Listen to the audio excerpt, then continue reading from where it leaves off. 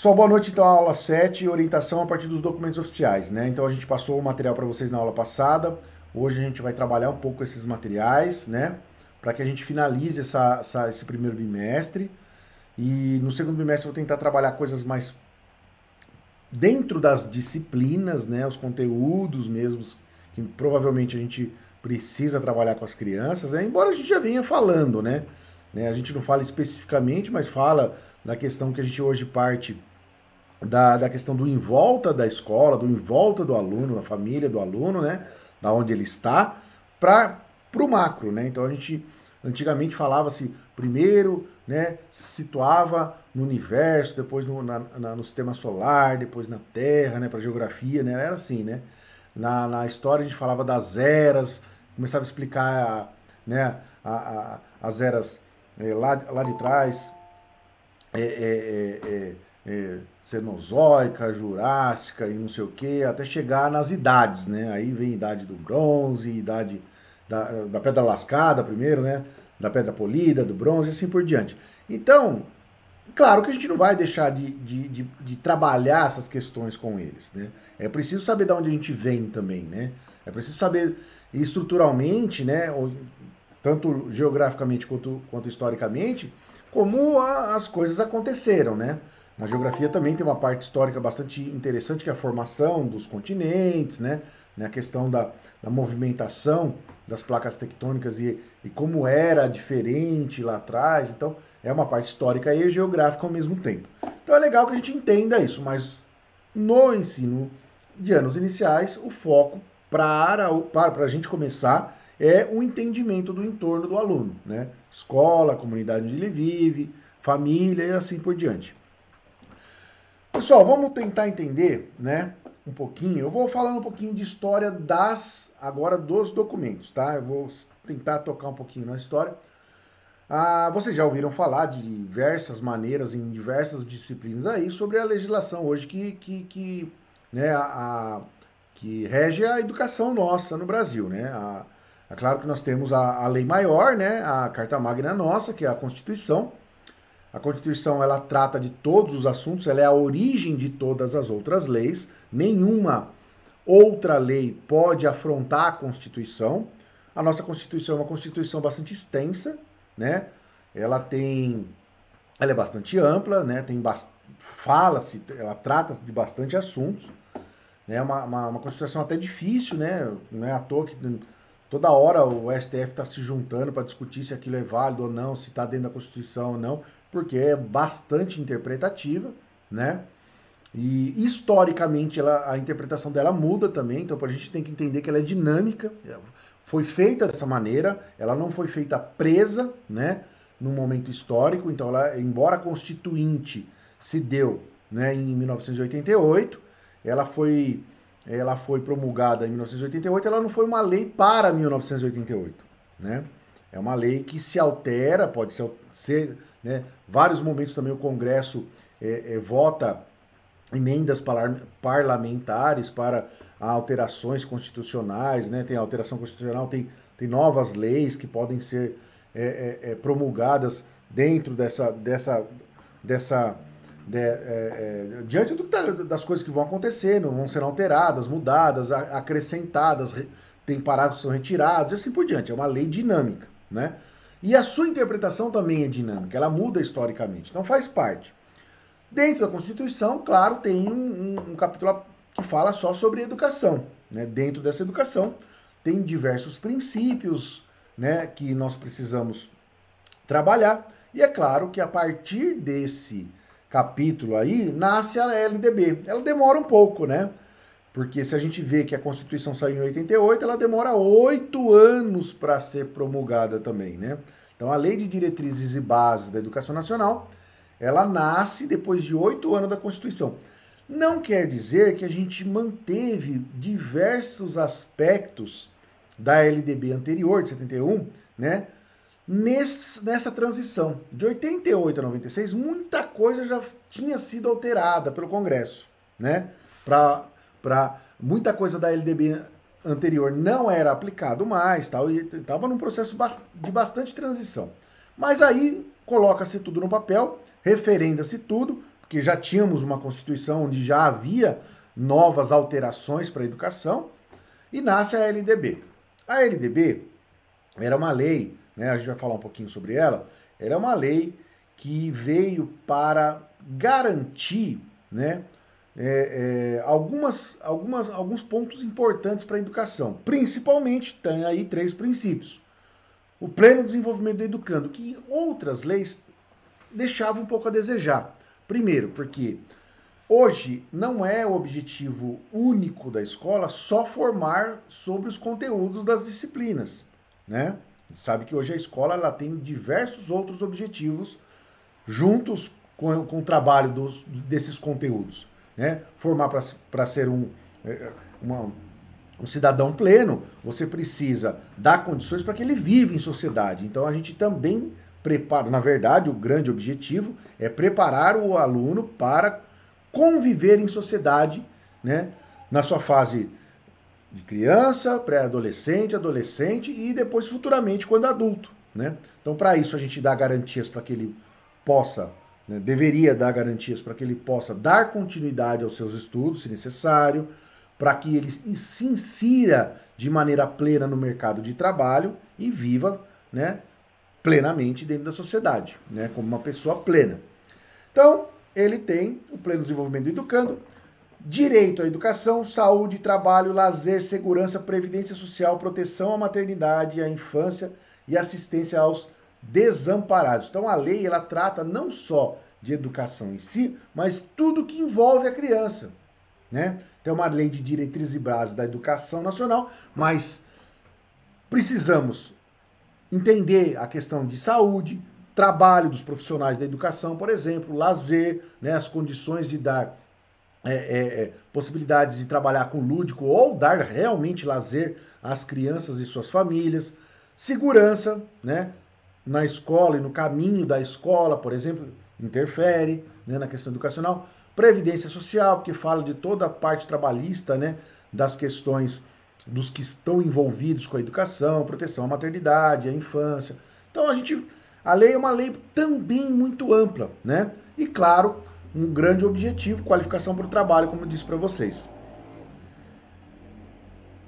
Agora, a lei não só trata dessa amplitude toda, mas é claro que ela vai falar também das suas disciplinas, né? O que precisa ser trabalhado. E a gente chama esse processo, essa estrutura, né, disciplinar e conteúdo, a gente chama, para não ficar falando conteúdo de tais disciplinas, a gente chama de currículo. Então, o que é o currículo? O currículo mais amplo é o que precisa ser trabalhado, por exemplo, em cada uma dos anos, né? É um currículo mais amplo. Preciso trabalhar quais disciplinas, por exemplo, né? Quais áreas. Então, isso é um currículo mais amplo. E há um currículo mais específico que em cada uma dessas disciplinas você estrutura quais são os conteúdos a serem trabalhados. E hoje a gente fala muito, essa estrutura curricular ela é muito pautada, ao invés de trabalhar conteúdos, a gente pauta primeiro as competências que essas disciplinas serão quais competências serão apresentadas nessas disciplinas. Diante dessas competências, quais todas as habilidades necessárias, né, que serão trabalhadas para atingir essas competências. E, claro, os conteúdos que levam a atingir, né, quais os conteúdos que a gente pode trabalhar que levam a atingir essas habilidades, para que a gente, num conjunto de habilidades, possa ter essas competências. Certo? Então, hoje o currículo ele tem uma estrutura um pouco mais, né, ele é apresentado de uma maneira um pouquinho mais robusta, né? Então a gente hoje caracteriza a questão de como a criança precisa sair em um determinado ano, por exemplo, ano série, né? O que de competente ela precisa apresentar ao final daquele ano série, né? Diante de quais habilidades, né, que ela tenha que ter adquirido. Então aí que está, né? Então o currículo mais específico trata especificamente de uma área, de uma disciplina, ou de um ano de uma disciplina, ou de um bimestre, às vezes, né? Mais específico ainda. Então isso é o currículo. Então o currículo se refere à questão de a gente abranger, né, as nossas disciplinas de maneira... O que precisa abranger nessas disciplinas de maneira obrigatória, né? Então, dentro da área da língua portuguesa, da matemática, do conhecimento do mundo físico e natural e da realidade social e política. Especialmente, Por isso que a gente fala agora do Brasil. Então, hoje o foco principal é entender o processo, né, ou da nossa língua, né, ou da estrutura da língua matemática que seja empregada no nosso, né, na nossa região, no nosso local que a gente convive e vive, né, e conhecer o mundo físico, natural, de realidade social e política, especialmente do nosso país. História e geografia, então eu retirei um pedacinho ali, ó, conhecimento do mundo físico e natural e da realidade social e política. Claro que mundo físico e natural remete-se mais às disciplinas de ciências naturais, como física, química, biologia, né? Mas não, a gente não tem como dissociar aí um pouquinho do entendimento principal, né, de história e geografia, que é da realidade social e política, né? Mas conhecer geografia também é conhecer o mundo natural. Conhecer história também é conhecer a estrutura, o conhecimento físico do mundo historicamente constituído ou construído. Então a gente não tem como se desligar muito disso. E além disso, né, hoje a gente sabe que todas as nossas áreas de atuação do conhecimento trabalham e muito, tá? A questão da língua materna, ou seja, a nossa, da língua portuguesa. Então não podemos nos desligar em nenhuma disciplina, né, do trabalho com a alfabetização. Se a gente está falando principalmente de crianças de anos iniciais, né, do ensino fundamental de anos iniciais, eles estão num processo de alfabetização. Eles iniciam um processo de alfabetização. Provavelmente, se tudo correr bem, eles são alfabetizados nos primeiros 3 anos, né, que é o ciclo de alfabetização.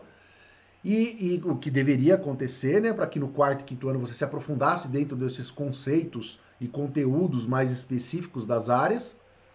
Mas, mesmo trabalhando história, geografia, matemática, qualquer que seja a disciplina, o foco principal ainda está no processo de alfabetização da criança, né? Podemos trabalhar determinados conteúdos não esquecendo da alfabetização. Então eu posso trabalhar, por exemplo, um conceito de geografia, levando o aluno a reconhecer letras, palavras, se for o caso, né? E maneiras de se pronunciar determinadas sílabas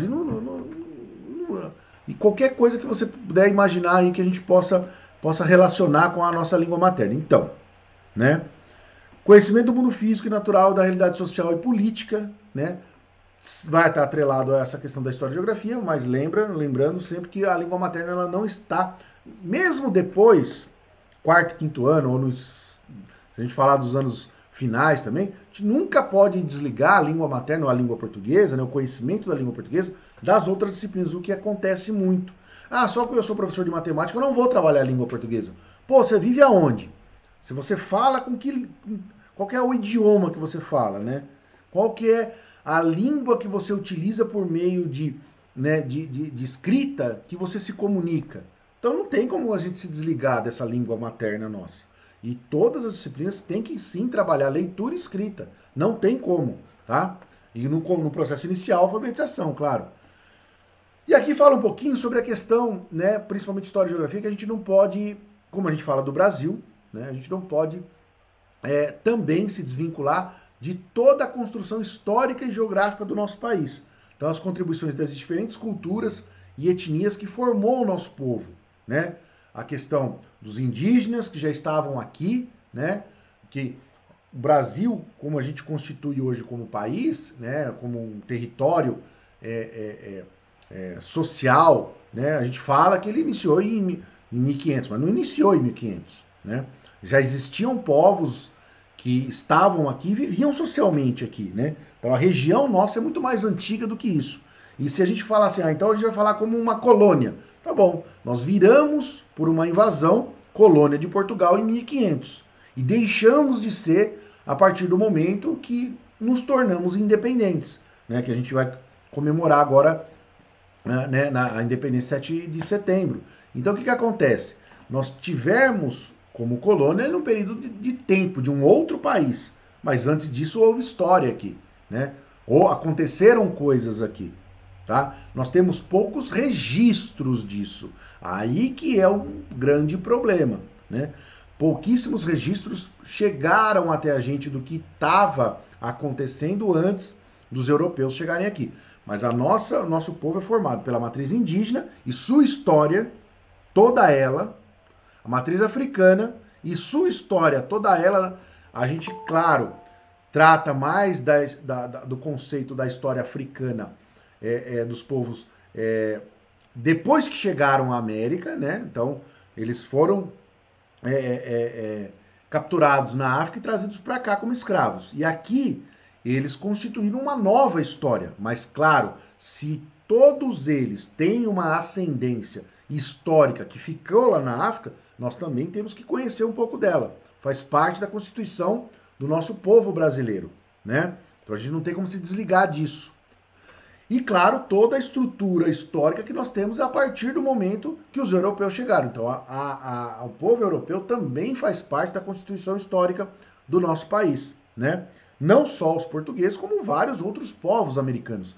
E nós temos uma história hoje, embora seja mais recente, muito mais recente, né, de uma questão dos povos orientais. Então, nós temos hoje uma ascendência, o povo brasileiro hoje tem uma mistura, uma ascendência, né, de outros povos orientais, ou do Oriente Médio, por exemplo, né, com povos de origem muçulmana ali, por exemplo, né, árabe, né, de origem árabe, na verdade, e outros povos de origem do Extremo Oriente, como povos asiáticos, né, do Extremo Asiático. Então, para a formação do nosso país, nós temos essas três matrizes, mas outras duas têm constituído bastante a formação do nosso país hoje também, né? Nós temos uma influência muito grande dessas outras duas, principalmente a gente que é de São Paulo, né? Nós temos uma proximidade muito grande com a cultura árabe e japonesa, por exemplo, né? Então, e hoje, coreana e chinesa, que também temos uma grande população desses dois países estando no nosso país trabalhando também, né? Vivendo e trabalhando. Então, a gente, aos poucos, essas duas outras culturas, histórias delas, vão fazer parte também da nossa Constituição de Povo Brasileiro. Aí, pessoal, da LDB, né, de 96, nascem, né, documentos mais específicos. Como eu disse, a LDB é uma lei, né? Então é uma lei, para você aplicar uma lei, ela tem entendimento mais complexo, né? Mais, né, de interpretação, a questão da interpretação. A lei é uma lei que traz diversos outros aspectos que não envolve só a questão, por exemplo, de currículo, né, como eu disse para vocês. E aí a gente precisou tratar dessa maneira um pouco mais específica, porque a LDB ela deixava ainda a desejar na questão do entendimento curricular, do que, ou seja, do que a gente realmente precisa trabalhar na escola, como conteúdo, né? Como habilidade, né? Como esses conceitos de que cada área ou cada disciplina precisaria ser discutida com os alunos para levar ele nessa formação plena, né? Então nascem os parâmetros curriculares nacionais. Primeiro, vamos entender o que essa palavra parâmetro significa, né? Acho que vocês lá na frente vão ter a disciplina de legislação e normas da educação básica. Vocês vão destrinchar isso com muito mais, vocês vão ir muito mais a fundo nisso, né? Mas é bom que a gente tenha, né, uma noção do que algumas coisas significam. Acho que vocês já devam estar tendo essa disciplina, se eu não me engano. Não é verdade? Não lembro agora. Parâmetro é todo elemento cuja variação de valor modifica a solução de um problema sem lhe modificar a natureza. Então essa é uma definição meio matemática da coisa, né? Então ele é um parâmetro. Então tudo que você faz dentro de determinados limites, né? Para cá ou para cá, indo e voltando, que não altera a resolução e nem a natureza, né, do problema, é um parâmetro. Mas é claro que a gente não tem só essa definição. A questão aqui ela envolve um pouquinho mais, né, de uma análise de um certo limite, né? Então, portanto, são orientações para a realização de algumas atividades ou de atividades, né, que a gente pode modificar sem perder o objetivo, né? Pode modificar a origem ou até alguns objetivos, mas sem perder o objetivo final, né? A finalidade continua sendo a mesma, ou seja, eu preciso formar aquele aluno para aquele fim. Então, eu posso utilizar os parâmetros no Brasil todo, sendo ele totalmente diferente, tendo histórias totalmente diferentes, culturas totalmente diferentes, e ele vai servir, né? Porque ele delimita, ele tem um espaço para trabalhar muito amplo. Por isso que o parâmetro ainda assim não é o documento final que a gente trabalha nas nossas escolas. Cada estado, município tem as suas orientações, tem as, por exemplo, assim, o estado de São Paulo tem seu currículo, hoje chama currículo paulista, né? Que é o currículo aonde você já destrincha mais ainda cada um dos objetivos de cada disciplina, né? As habilidades e competências, os conteúdos que vão ser trabalhados, já dá mais referências bibliográficas para isso. Então ele determina, por exemplo, que a gente um livro didático, por exemplo, terá que ser constituído para o Estado de São Paulo dentro dessas orientações. Não dá para se constituir um livro didático, por exemplo, tendo como orientação os PCNs, né? Porque eles são muito amplos ainda, né? Mesmo ele destrinchando a LDB, eles são muito amplos. E aí tá um pouquinho a ordem das coisas como aconteceram, né? Então, em 88 a Constituição, que eu falei para vocês, né? Com o final da ditadura vem a Constituinte, né? Se elege a Constituinte, né? Que é como se fosse um congresso hoje específico para escrever as leis, né? A Constituição é promulgada, vem a LDB 8 anos depois, e aí né, depois de 2 anos, os PCNs do ensino dos anos iniciais ficam prontos, depois de mais um ano dos anos finais, e por último, em 2000, dos anos do ensino médio, né, do PCN do ensino médio. Então foi uma escalinha. Então nós terminamos essa documentação geral só em 2000, né? Para um país, né, ainda estamos trabalhando para a adequação do processo de entendimento do que foi feito. 20 anos é muito pouco, né? Por isso a gente patinou demais nos anos 2000 para entender as coisas. Patinamos nos anos 90 também, mas nos anos 90 nós patinamos para um fim, resolver um problema que foi resolvido, né? Criamos documentos oficiais, legal. Então essa é uma parte, foi dado um passo. Agora nós precisamos de diretrizes. Por isso que hoje, cada 10 anos se discute, né, diversas metas que a educação precisa atingir e tal, e se não atinge, o que a gente faz? Por quê? Esses movimentos decenais que existem, né, dessas diretrizes, são para ir melhorando cada vez mais nesse processo, né? Porque muitas coisas se estão falando na Constituição, na LDB e nos próprios parâmetros que a gente não conseguiu ainda aplicar ou alcançar, né? PCN, então, pessoal, o que é o PCN específico para uma disciplina? Ele é um referencial, né? Então, ele só serve como uma referência, ele não está lá dizendo, não tem, até tem, né? Existiu um movimento nos parâmetros curriculares, principalmente do ensino médio, que teve o PCN+, né? Onde ele foi mais prático, ele trouxe mais exemplos.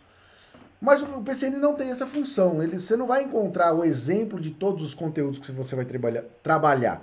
Mas você vai encontrar lá os possíveis conteúdos que podem ser trabalhados naquela idade série, ou nos ciclos, naquela área de conhecimento, ou naquela disciplina. Então ele dá ele é uma maneira de orientar, para dar uma, né, como está falando aí, garantir uma coerência do que está acontecendo no país, para que cada estado não fuja muito, né, do que o parâmetro, se não existissem os parâmetros, cada estado ia definir seu currículo de maneira totalmente diversificada e diferente. Ainda é assim, mas se você pegar, algumas coisas casam. Então, por exemplo, um livro didático que pode ser utilizado dentro do estado de São Paulo, ele não é tão diferente a ordem dos conteúdos, o modo, os exemplos, né? Como, por exemplo, que vai ser aplicado em outro estado. Talvez o que mude a questão dos exemplos é a questão da regionalização, se tem um exemplo que é específico da região de São Paulo, por exemplo, ou da cidade de São Paulo, né? Porque os municípios também têm as suas orientações curriculares, né? Então, você acaba mudando nessas questões. Claro que se a gente pegar dois materiais didáticos de duas cidades bastante distantes no Brasil, vocês vão ver que elas são bem diferentes, mas seguem mais ou menos, né, uma mesma linha, mas estão dentro do parâmetro. Isso a gente tem que garantir, porque nenhuma orientação ou estrutura curricular estadual ou municipal não pode ficar fora, não pode cair fora do parâmetro, porque ele também, né, é um determinante maior do que essas estruturas curriculares estaduais e municipais. Agora vamos falar dos PCNs de História e Geografia, né? Então aqui, quais são os principais pontos que os PCNs de História e Geografia trazem? Primeiro, principalmente para história, né? Comparar acontecimentos, né? Que a gente vai ter como referência o que aconteceu antes, o que está acontecendo hoje, para que ou, né, analisar para o que pode vir a acontecer, né? História tem, né, essa função, né, de entender o processo da linha do tempo, né? Reconhecer algumas semelhanças e diferenças sociais. Então, na geografia social, por exemplo, geografia política, a gente trabalha isso, mas na história também, porque a gente pode conseguir comparar diferenças sociais no decorrer da história, da mesma população, por exemplo, do Brasil, né, de uma região. Mas a gente também pode fazer essa comparação entre as regiões num momento histórico, por exemplo, no momento atual, na geografia, né? Na questão econômica, cultural, as dimensões do cotidiano todo que envolve a nossa existência em questão como, né, ser histórico e ser pertencente a um ambiente, que é a questão geográfica, né? E na questão de convívio e localidade. O que é importante também? Reconhecer o que permanece e o que se transforma, né? Então, algumas permanências e transformações, principalmente, por isso que ela está grifada, né? Elas precisam ser estudadas e apontadas quais os principais objetivos que levaram ou permanecer do jeito que estava ou as coisas mudarem, né? E normalmente as coisas tendem a mudar, né? Praticamente nada tem uma estabilidade tão grande na nossa história, né? Nem o povo se estabeleceu como líder mundial, né, em nenhum momento histórico, né? Nem o povo conseguiu ficar muito tempo à frente, né, culturalmente, socialmente, é, de uma região muito grande por muito tempo, né? A gente pode pegar lá, o Império Romano ficou por quase 1000 anos, mais ou menos, né? Se a gente pegar o Império Romano Ocidental, quase 600 anos ali, né? Então, mas teve o Império Romano Oriental, que foi uma outra questão, por causa de uma outra situação, ficou lá mais 1000 anos lá, mas era um império menorzinho, né? Que já existia outros impérios muito grandes na época, o Império Persa, o Império Chinês, né? E então, o que acaba acontecendo? Isso não se estabelece por muito tempo. Então a gente tem que entender essas nuances históricas e nuances que se transformam, né, no decorrer da história. E não tem como, né? A partir do momento que a gente analisa a história, a gente sempre está analisando ela pelo lado de quem a escreveu. Então ela é parcial. A gente não adianta, é difícil a gente dizer que exista uma análise histórica imparcial. Porque nós somos seres parciais. Nós não temos como ser seres imparciais. Nós somos seres ideológicos, nós somos seres políticos, nós somos seres religiosos, né? Porque a ausência de religião também é uma estrutura de opção religiosa, né? Então nós somos seres, né, que temos grandes diferenças para o outro. E é difícil isso, né? Então a questão, por exemplo, de entender esse processo histórico é entender um processo de conflito, que é o que acontece a todo momento, né? Por pensamentos diferentes, né? Condições diferentes, necessidades diferentes. Então esse entendimento a gente precisa ter. E isso também acontece no micro, né? Por isso existem conflitos também, né, ao entorno nosso. Na escola existem conflitos, né? No entorno da onde a gente vive existem conflitos. Conflitos menores, maiores, mas existem, né? E, então, a questão geográfica também entender o modo como vivemos coletivamente, né? Em determinadas regiões ou de maneiras mais micro coletivamente ou mais macro coletivamente, com grandes nações, né? A questão aí das dimensões econômica, social, cultural, artística, religiosa, como eu já falei. Então, pessoal, os PCNs, eles podem ver que eles não especificam tanto, eles não vão tão a fundo assim na questão, né, do que é preciso conhecer. Eles te dão uma ideia do que você pode trabalhar naquele determinado momento, né? Então, de identificar diferenças culturais, fazendo comparação, como eu disse para vocês, fazer comparações entre questões de localidades. Está falando da comunidade indígena, né? Porque a comunidade indígena, embora ela é pouco presente na nossa região, né? Na nossa região, ela tem poucas áreas indígenas que a gente possa entender o processo cultural, né? A gente tem uma aqui próxima à nossa, mas que é pequena e está dentro quase, né, de uma grande metrópole que é São Paulo, aqui do Jaraguá. Mas no estado de São Paulo nós temos poucas, né? Nós vamos ter algumas lá no litoral, né? Lá para a região de Caraguatatuba e Ubatuba, que são pequenas também, né? E praticamente mais nenhuma no estado de São Paulo, né? Comunidades, não que nós não tenhamos várias indígenas, né? Ou descendentes de indígenas aqui no nosso estado, mas comunidades que ainda mantiveram algumas questões culturais, né, de costumes, aqui a gente tem muito pouco contato, né? Então a gente reconhece muito pouco aqui. Mas se a gente vai para outros estados, né, estados que ainda tem bastante comunidade indígena, como o Amazonas, né, o Pará, Amapá, Roraima, Rondônia, Acre, né, esses estados, o Tocantins, né, eles têm uma característica na sua escola bastante diferente da nossa, porque eles têm bastante escolas que tentam, né, manter a estrutura do ensino voltada também para o conhecimento indígena, né? Lógico que nós temos na nossa região também algumas escolas indígenas aqui, né? Mas se você contar no estado, são pouquíssimas, né?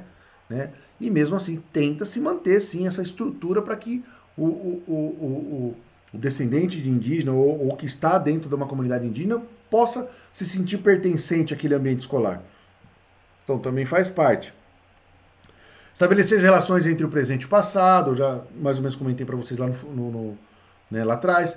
Identificar documentos. Porque o que faz com que a gente entenda, né, o que aconteceu? A gente não tem um recurso que nós temos hoje, que é um recurso de vídeo, que permita com que eu consiga ver várias coisas que aconteceram. A gente tem gravações de vídeo de 100 anos para trás, né, 120 anos para trás, e de áudio mais uns 100 anos também para trás, então uns 200 anos. Então a gente tem muito pouco registro audiovisual. O que a gente precisa? De outros registros. Aí tem os registros escritos, também vão até um certo tempo. Depois temos registros por meio de gravações, de gravuras, né? E assim vai até a gente ter um entendimento do que aconteceu com a história humana. Mas a história ainda vai mais para trás ainda, né? Então a gente também tem que entender como a importância de entender esses registros, né? Então o que é importante para a gente é identificar e saber registrar hoje, né, o que nós fazemos. Então a identificação de diferenças culturais, eu já falei para vocês, a identificação de alguns documentos históricos e fontes de informação, discernindo algumas de suas funções, porque, como eu disse para vocês, quem escreveu é parcial, quem lê é parcial, quem interpreta é parcial, né?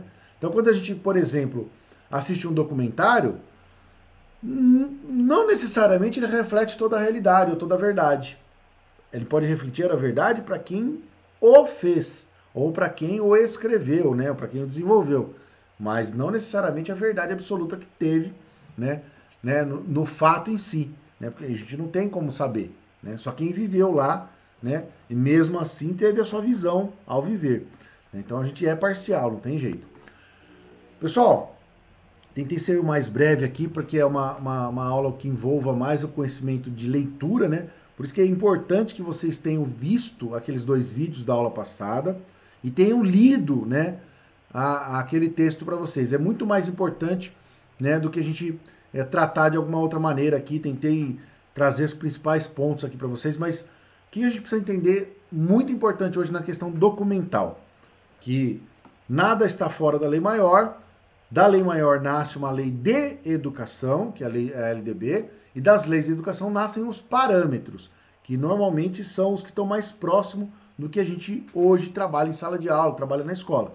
Mesmo assim, eles ainda têm, né, a necessidade de uma estrutura curricular muito mais específica para cada uma das regiões, dos estados, dos municípios e assim por diante, né? Por isso que cada município e cada estado tem a sua estrutura curricular, a sua base curricular, cada um chama de uma maneira, né?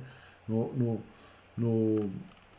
Depois a gente vai até falar um pouquinho sobre a questão do currículo paulista, né? A gente vai... Porque o currículo paulista, embora o estado tenha menos escolas de educação de anos iniciais do que as prefeituras têm, né? Ele ainda tem, né? E ele constrói um determinado material para isso. E esse material ainda acaba sendo um norte, né? Um referencial para a maioria dos municípios, né? E o estado e a cidade de São Paulo também, o material que é utilizado na cidade de São Paulo também é um material também que serve bastante de referencial, principalmente para as nossas cidades que nós estamos em torno de São Paulo aqui, né? A Grande São Paulo tem materiais muito próximos, né? Utiliza materiais e recursos muito próximos. São iguais? Não, não são, mas são muito parecidos, são muito próximos uns dos outros, porque eles têm, né? Eles acabam tendo como referência o que acontece na cidade de São Paulo e no estado de São Paulo, né? Então eles não fogem muito disso, não, tá bom? Depois eu vou trazer para vocês um pouquinho sobre esse material do estado, que é o que eu tenho mais contato. Embora a gente possa até pegar o das prefeituras aqui de Morato, Franco e Caieiras, mas a gente vai ver que eles não fogem praticamente do estado. O estado é até um pouquinho mais elaborado, um pouquinho melhor elaborado, sim, tá bom?